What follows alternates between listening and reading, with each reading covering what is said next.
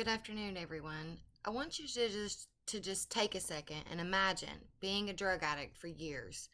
Finally, you have made the decision to turn your life around and make a change. Now, I want you to imagine having many options to help you get clean and sober. Okay, now I want you to imagine being taken back because you're wondering if you made the right choice because there are so many people who are against medical assisted treatment. And maybe this is the only pathway of recovery that is going to work for you. I want to talk to you a little bit about medical assisted treatment. Now, just for starters, I am a person in long term recovery. 6 years ago, these options were not available to me, so I was not able to make the decision to try medical assisted treatment.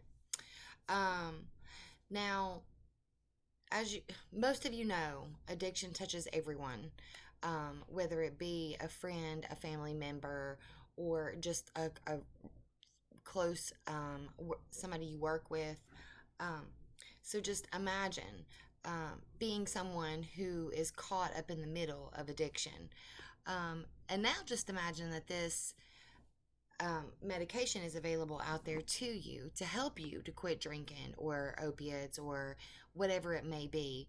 Um, so I just want to explain a little bit about stigma and what it is. It's used to hurt people.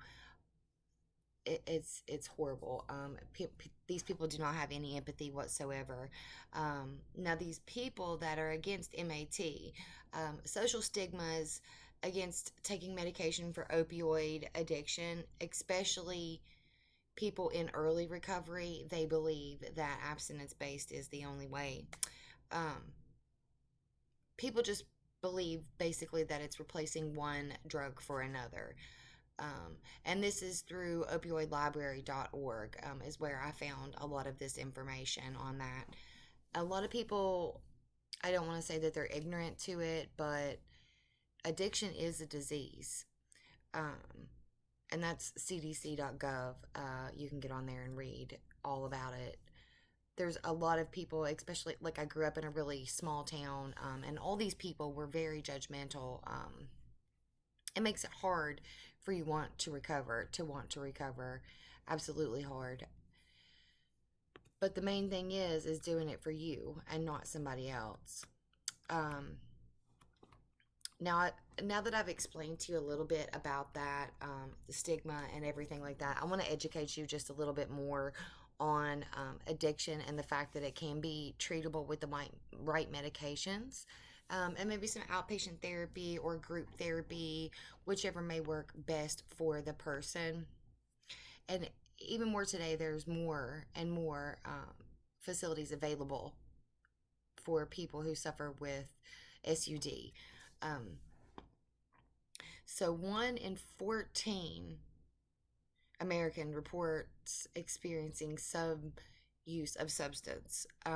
And we need to be more aware of this. And like I said previously about stigma, we need to help reduce this so people can come forward and not be afraid to come forward and ask for help. And with the death tolls rising, we need to consider new ways of thinking and helping each other without being so judgmental.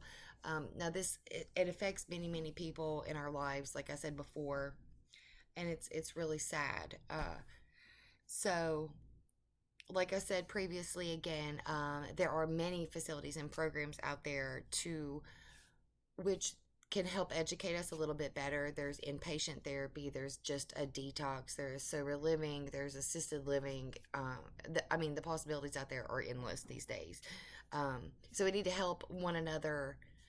And I recommend like maybe getting involved in your local community. I know here in our town of Huntington, West Virginia, we have a quick response team, and they work with the overdose patients. So this is something that's been very beneficial to our area. So it helps out a lot. Um, so, like I said earlier, it's not just me, guys. It's everybody. Addiction has touched the lives of almost everyone, and it's really sad because we just keep losing people, even more during COVID than we ever had before.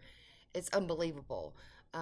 And my hope is to help educate others on medical assisted treatment, help them to understand not everyone recovers the same way, and the huge fact I want to put emphasis on, addiction is a disease.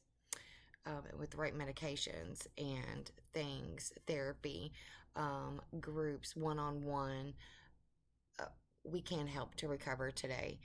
Um, I hope today you're a little bit more open minded and see, not all addicts stay addicts. We recover.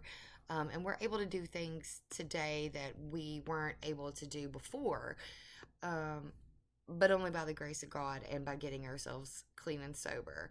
Um, so I really do hope that this touched somebody, and I'm always available, for questions or just help, just a phone call if that's what they may need, because we always have to be available for one another.